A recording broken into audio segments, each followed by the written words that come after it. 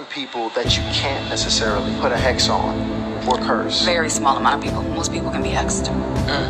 Who are the people that cannot be hexed? They're people that are living in their truth. They're actually connected to God in whatever way that is, consistently, constantly, and walking in that.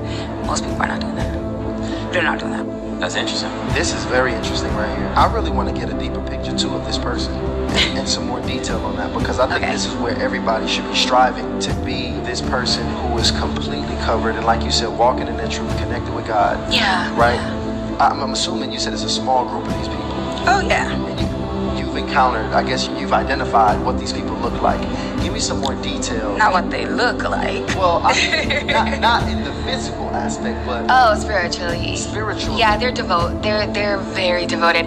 And I would like to say, you know how like monks, they go months and don't talk to people, and they're just constantly doing their rituals and everything, which basically is witchcraft, and they are devoted to connecting to source. Like, that is, nothing else matters to them. It's really intense.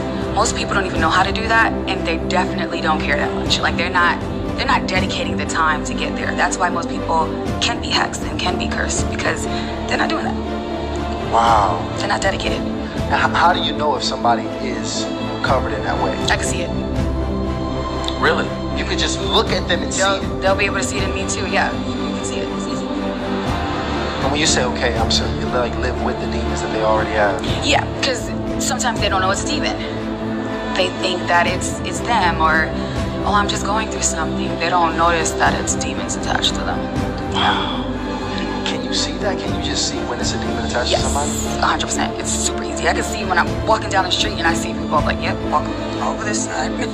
It's easy to see. Those are the easiest. I can see the beautiful auras on people too. I can see when people literally living their truth, like I was talking about, because it is show, and it's amazing to see, because some people they have their facade that they show everybody else, and then they have who they really are. So the aura doesn't lie. Energy doesn't lie. Nobody can put on a facade when it comes to energy. Nobody can duplicate energy. You really cannot fake it. You can't fake it. You either got it or you don't. That's it. Regard not them that have familiar spirits. Other translations say mediums or spiritists. Neither seek after wizards to be defiled by them. I am the Lord your God. Witchcraft is witchcraft. Tarot cards, card reading, everything to know about astral projection, Tibetan Book of the Dead, Buddhism, anything there was to know about spirit guides. And what I would do is I would astral project out of the body, enabling spirits to come in. Because in witchcraft, I believe that if I could get my own spirit, I could be empowered by bringing spirit guides in. Now understand, I was of the mind that these spirits that were coming in, spirit guides, were nice. I became very, very studious about astrology, witchcraft, card reading, and that card reading became my niche. Sid, I would walk into a room with a deck of cards and read everybody's mail, just by that deck of cards, and I thought I was the best thing since the McDonald's hamburger.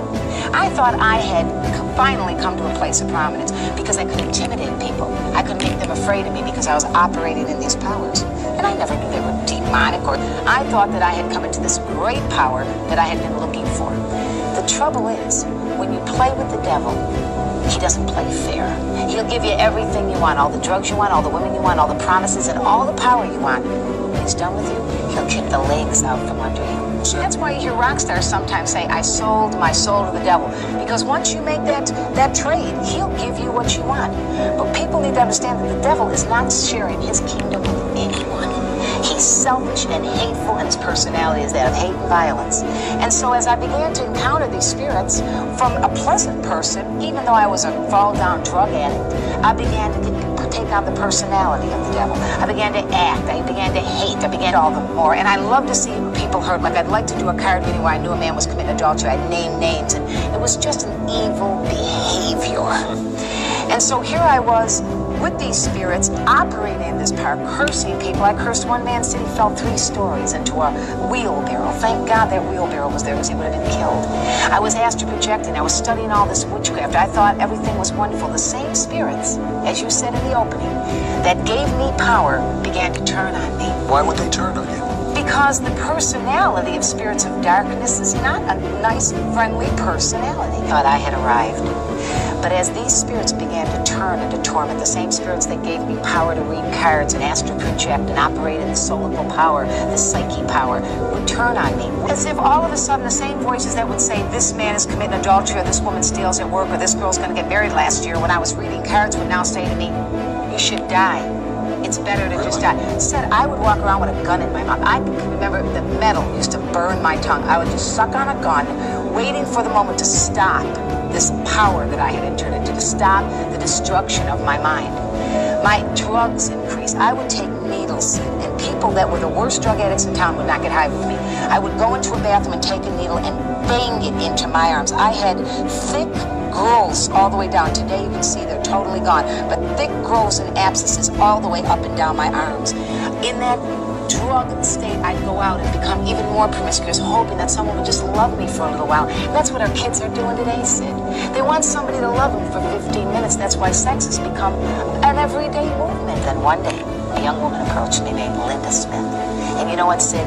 She really believed in the power of God. She walked the walk and just didn't talk the talk. A lot of people talk the talk, but they don't walk the walk. And Linda just showed the love of God in the way she acted. She didn't come out with all this spiritual lingo. She was a man to me, a man that didn't rape you, beat you, use you, put you on the streets and stick needles in your arms. A man that was the Son of God who loved you for the way you are, not for 15 minutes. Church, you took me up to pastor. Why did you go to church? Because I was dying and there was no hope. I figured I'm going to die anyway. Let's go see. And you know what really influenced me, to be very honest, in the last few minutes of this program? She acted like a person who didn't just put on a facade of Christianity.